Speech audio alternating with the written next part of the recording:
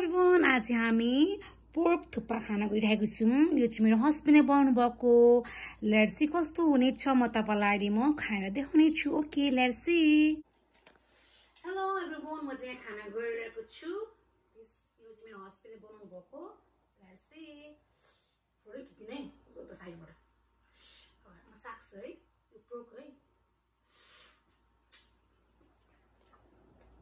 Oh my god, so delicious. First time I eat it. I'm your husband.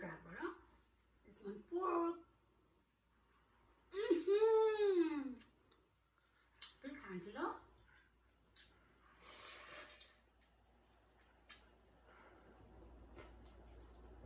of yummy.